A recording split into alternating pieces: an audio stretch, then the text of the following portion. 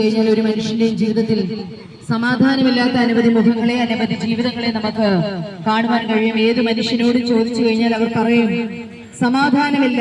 സാമ്പത്തികമുള്ളവനെയോടും എത്ര ഉന്നതനോടും എത്ര ജീവിത നിലവാരങ്ങൾ താഴ്ന്ന ഏത് മനുഷ്യനോട് ചോദിച്ചാലും അവർ പറയുന്ന ഒരു കാര്യമുണ്ട്, സമാധാനമില്ല, ആശ്വാസമില്ല എന്നുള്ളത്. അങ്ങനെയുള്ള മനുഷ്യൻ തേടിപ്പോകുന്ന 2-3 മാർഗങ്ങളാണ് മദ്യപാനവും മയക്കുമരുന്നും മറ്റിതര പ്രവർത്തനങ്ങളും. ആശ്വാസത്തിന് വേണ്ടിയാണ് മനുഷ്യൻ ഇതെല്ലാം ആശ്രയിക്കുന്നത്. എന്നാൽ ഇതെല്ലാം ജീവിതത്തിന്റെ വലിയ തകർച്ചകളിലേക്ക് കൊണ്ടെത്തിക്കുകയും അവർ മാത്രമല്ല അവരെ ഉൾപ്പെട്ട് നിൽക്കുന്ന സമൂഹവും കുടുംബവും ഒക്കെ വളരെ നാശത്തിലേക്ക് പോകുന്ന കാഴ്ചകൾ നാം കാണാറുണ്ട്.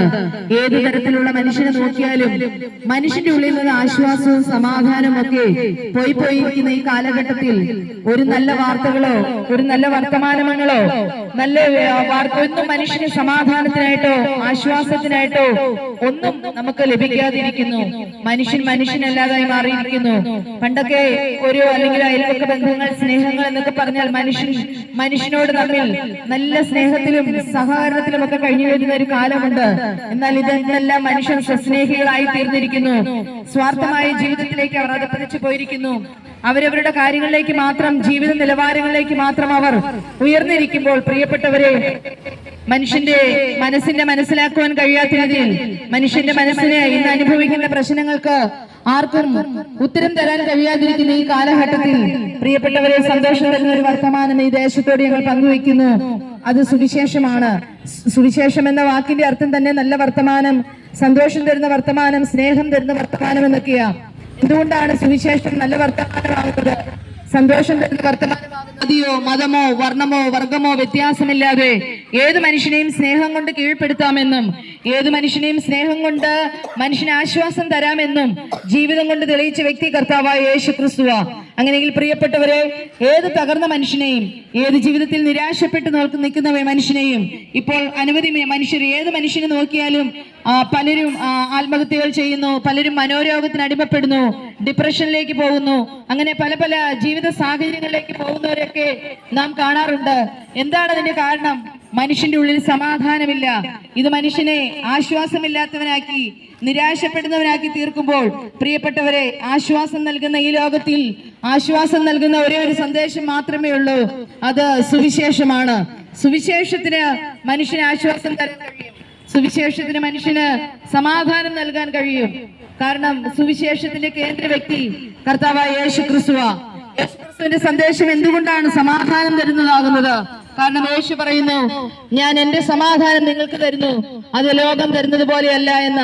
അങ്ങനെയെങ്കിൽ പ്രിയ സ്നേഹിത, പ്രിയപ്പെട്ടവരെ, ആശ്വാസം നൽകുന്ന ഒരു സന്ദേശം അത് യേശുവിനെ കുറിച്ചുള്ള സന്ദേശമാ. കാരണം യേശു എല്ലാ മനുഷ്യനെയും സ്നേഹിക്കുന്നു. നമുക്കറിയാം, പല ദൈവങ്ങൾ ഇവിടെ ഉടലെടുത്തിട്ടുണ്ട്, പല അവതാരങ്ങളും മനുഷ്യ ദൈവങ്ങളും ഒക്കെ ഉടലെടുത്തിട്ടുണ്ട്.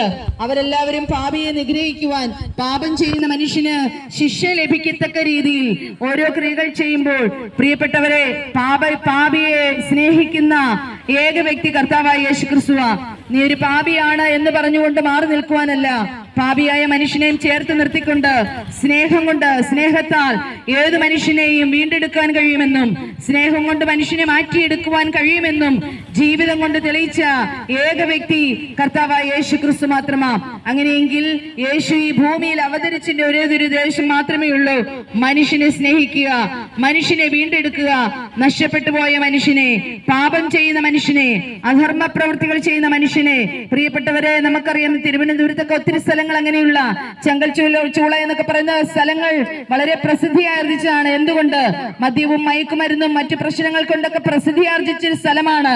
എന്നാൽ ഇന്ന് അവിടെ നല്ല മനുഷ്യന് ഉടമയായി നല്ല വഴിയിലേക്കൊക്കെ നയിക്കുന്നതിന്റെ ഒറ്റ കാരണമേ ഉള്ളൂ, അവിടെ സുവിശേഷം എത്തിച്ചേർന്നു എന്നുള്ളതാ. അങ്ങനെയെങ്കിൽ ഒരു കാര്യം ഉറപ്പാ, സുവിശേഷ സന്ദേശങ്ങൾ മനുഷ്യന്റെ മനസ്സ് തുറക്കും. സുവിശേഷ സന്ദേശങ്ങൾ മനുഷ്യന്റെ കണ്ണുകളെ തുറക്കും. അന്ധതയിൽ കിടക്കുന്ന, പാപത്തിൽ കിടക്കുന്ന, നിരാശയിൽ കിടക്കുന്ന, വേദനയിൽ കിടക്കുന്ന, എത്രമാത്രം ആഴത്തിൽ കിടക്കുന്ന മനുഷ്യനെയും ആശ്വസിപ്പിക്കാൻ കഴിയുന്ന ഒരു സന്ദേശമുള്ളൂ, അത് യേശുവിനെ കുറിച്ചുള്ള സന്ദേശമാ. അങ്ങനെയെങ്കിൽ ഈ ദേശത്തോട് ഞങ്ങൾ പറയുന്നു, മനസ്സ് തകർന്ന അനേക മനുഷ്യർ ഇവിടെയുണ്ട്, നിരാശയിലൂടെ കടന്നു പോകുന്ന അനേക വ്യക്തികൾ ഇവിടെയുണ്ട്. ഈ ലോകത്തിലെ ഒരു വാർത്തകളോ, ഈ ലോകത്തിലെ ഒരു സന്ദേശങ്ങളോ നിങ്ങളുടെ മനസ്സിന് ആശ്വാസം തരാൻ കഴിയാതിരിക്കുമ്പോൾ പ്രിയരെ, ഞങ്ങൾ ഇന്ന് ഈ ദേശത്തും പറയുന്നു, നിങ്ങളെ സ്നേഹിക്കുന്ന ഒരു വ്യക്തിയുണ്ട്. നിങ്ങളുടെ മനസ്സിന്റെ നിലവാരം അനുസരിച്ച്, നിങ്ങളുടെ മനസ്സിന്റെ തകർച്ചയെ കണ്ടുകൊണ്ട് നിങ്ങൾ ഇന്ന് കടന്നു പോകുന്ന ആഴത്തിലുള്ള വേദനയെ മനസ്സിലാക്കാൻ ഈ ലോകത്തിലുള്ള ഒരു മനുഷ്യനും കഴിയാതിരിക്കുമ്പോൾ ഒരു പക്ഷേ നിങ്ങൾ തലമുറയെ ഓർത്ത് കരയുന്നവരായിരിക്കാം, കുടുംബത്തിലെ ജീവിതത്തിന്റെ പ്രശ്നങ്ങളെ ഓർത്ത് നിരാശപ്പെടുന്നവരായിരിക്കാം, ഏറെ നാളുകളായി നീറി വേദനയിൽ കഴിയുന്നവരായിരിക്കാം. എന്നാൽ അങ്ങനെയുള്ളവരോടും പറയുന്നു, നിങ്ങളുടെ മനസ്സിനെ കാണുവാൻ കഴിയുന്ന ഒരു കർത്താവുണ്ട്. മനുഷ്യൻ കാണാതിരിക്കുമ്പോൾ യേശു തന്നെ പറയുന്നുണ്ട്, നിങ്ങൾ എന്നെ ചൊല്ലി കരയണ്ട, നിങ്ങളെയും നിങ്ങളുടെ തലമുറയെയും ചൊല്ലി കരയാനാ പറഞ്ഞത്. അങ്ങനെയെങ്കിൽ പ്രിയപ്പെട്ടവരെ, തലമുറയെ ഓർത്ത് നിരാശപ്പെടുന്ന, മറ്റ് പ്രിയപ്പെട്ടവരെ ഓർത്ത് വേദനപ്പെടുത്തുന്ന നിങ്ങളോടും പറയുന്നു, നിങ്ങളെ സ്നേഹിക്കുന്ന ഒരു യേശുവുണ്ട്.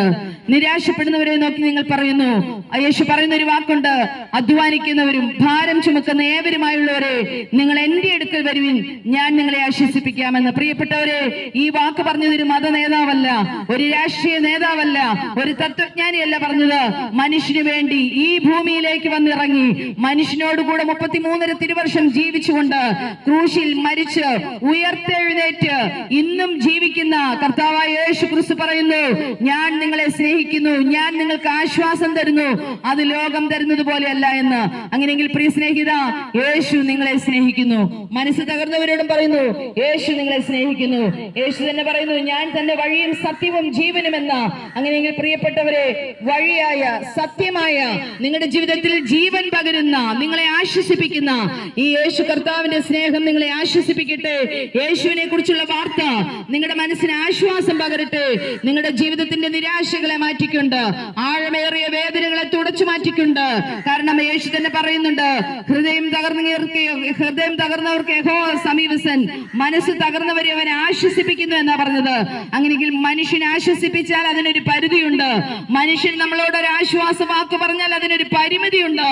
എന്നാൽ ഹൃദയത്തിന്റെ വേദനയുടെ ആഴമറിഞ്ഞുകൊണ്ട് നിങ്ങളെ ആശ്വസിപ്പിക്കുന്ന കർത്താവിന്റെ സ്നേഹം ഈ ദേശത്ത് ഞങ്ങൾ കൈമാറുമ്പോൾ, പ്രിയ സ്നേഹിത, ഈ യേശുവിന്റെ സ്നേഹം നിങ്ങളെ മാടി വിളിക്കുന്നു. നിങ്ങൾക്ക് ഈ സ്നേഹത്തെ പിന്തുടരാൻ തയ്യാറാണോ? നിങ്ങൾ ഇരിക്കുന്ന ഇരിപ്പിലിരുന്നു കൊണ്ട് യേശുവേ എന്നെ കാണണമേ എന്ന് പറഞ്ഞു കഴിഞ്ഞാൽ നിങ്ങളെ ആശ്വസിപ്പിക്കുന്ന ഒരു കർത്താവുണ്ട്. യേശു തന്നെ പറയുന്നു, നിങ്ങൾ എന്നെ വിളിച്ചപേക്ഷിക്കാൻ ഞാൻ നിങ്ങൾക്ക് ഉത്തരം തരാമെന്ന്. ഉത്തരം തരാമെന്ന് പറഞ്ഞത് ഒരു ലോക നേതാവല്ല, ഈ ലോകത്തിന്റെ സിദ്ധാന്തങ്ങളല്ല പറഞ്ഞത്. ജീവനോടെ ഈ ഭൂമിയിൽ ശേഷിക്കും, ജീവനോടെ ഈ ഭൂമിയിൽ ഇന്നും ജീവിക്കുന്ന മനുഷ്യന് വേണ്ടി സ്വന്തം ജീവനെ വരെ ത്യാഗം ചെയ്ത യേശു പറയുന്നു, ഞാൻ നിങ്ങളെ ആശ്വസിപ്പിക്കാം. അങ്ങനെയെങ്കിൽ യേശുവിന്റെ സന്ദേശം നിങ്ങൾക്ക് ആശ്വാസമാകട്ടെ. പ്രിയപ്പെട്ടവരെ, അതിന് നിങ്ങളൊന്നും ചെയ്യേണ്ട. ഇരിക്കുന്നിടത്തിൽ ഇരുന്നു കൊണ്ട്, കർത്താവേ, ഞാൻ പാപിയായ ഒരു മനുഷ്യനാണ്, അല്ലെങ്കിൽ എന്റെ പ്രശ്നത്തിന് ഞാൻ ഇന്ന് വരെ ചെയ്ത കർമ്മങ്ങളോ ആചാരങ്ങളോ അനുഷ്ഠാനങ്ങളോ നേർച്ചകളോ പുണ്യപ്രവൃത്തികളോ ഒന്നും പരിഹാരം വരുത്താൻ കഴിയാതിരുന്നപ്പോൾ എന്നെ ഒന്ന് കാണണമേ.